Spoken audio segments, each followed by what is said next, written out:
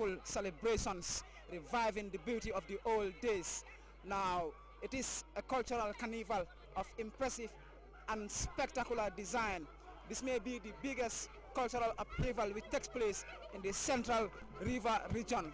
And now, as the sons and daughters of Janjambure come together to revive the past, culture is being redefined.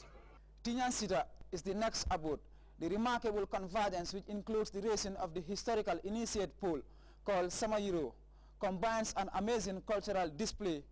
The pot crowned at the top of the post signifies the lofty status of the male initiate. The pole is usually put up at night by blacksmiths whose role in society is to control and protect initiates while they are in the bush. Preserving these traditions intact for posterity and emerging generations was the basis of Governor Gani Toure's message at the final meeting ground, where hundreds of locals and visitors met to witness the recollection of past ways and values. It's important in the sense that, one, we all know that the president, His Excellency the President, Professor Dr. Alaji Jaman, the importance he attaches on culture. And seeing what is happening here in Janjambure shows that people really adhere to what he is asking for. And as you rightly say, Janjambure, when it comes to history and culture, Janjambure or Makati, as I normally say, this is the only town in the whole world that has 3 international names. If you say Janjambure, everybody knows it throughout the world. If you say Makati, everybody knows it. If you say Joytown, everybody knows it. So these are 3 international names. That shows the level the level of importance. This would the town attaches to culture and history. So really, it's a very important event, and that's why I told them that they should make sure that they keep the culture. We saw young people, dominating particularly in all the, variety of events which took place. Now, how important is it for them to retain and conserve this culture? It's very important for them because they really, when they had their first meeting, that's what I told them. I asked the youth, because you have few elders remaining, and those elders, one day or the other, they are going. So if the culture is not planted into them, tomorrow everything will be lost. And as you can see, it's the entire community, both in Banjul and everywhere. Speaking of its unifying quality, the event brought together, hundreds of the Janjambure sons and daughters, not only who are not only living here, but those in the diaspora, have journeyed back home to witness this, major upheaval of the past traditions. Now, this unifying element, is being strengthened. But what is the greater objective?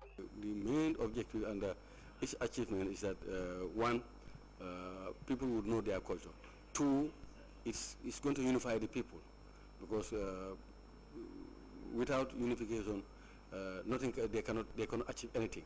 And as I said, starting from the chief, with all the elders, and those from the diaspora and from Banjul and everywhere, they all join. They are all together. And with this event, they are all together. Because to revive culture. Because just where we are, you can see the Kankuran Center, which is under construction. That shows the history. The maze of cultural attires donned in various styles and patterns added distinct color to the wholly lively mess of activities, each different and outstanding in its own way, portraying originality and creativity. The overall objective is to ensure that that very unity you're talking about, peaceful coexistence, cohabitation, so that we live in harmony with each other. We are strengthening that. Each time we have this, you can see the unified force. This tree here called the Situ, which is called Tinyansita, the baobab tree. I'm sure you know it's my ideally a symbol because it brings you food, it brings you rope, anything you want, you can get from it. So we are saying, destin it to the people, give yourself up to it, and then whatever you want in life, you'll be able to get it. This has ever been here, bringing unity amongst the Janjamburians and environs. And then from here into diaspora, you realize that people from far and wide always come to cherish it. You can see the crowd today, tumultuous.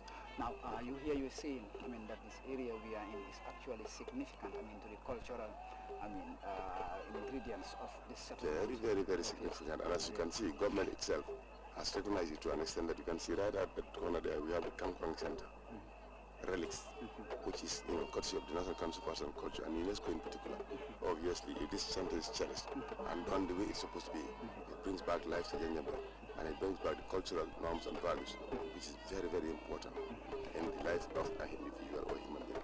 Now, I mean, the display we witnessed today brought together, I mean, a maze of diverse traditions, which, I mean, spark of, I mean, a past glory, which used to, be the story of Janjanburi.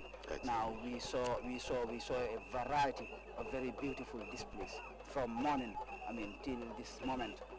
Can you tell me give me a bit, a perspective of this, assortment of cultures and what they represent? Okay, let me begin.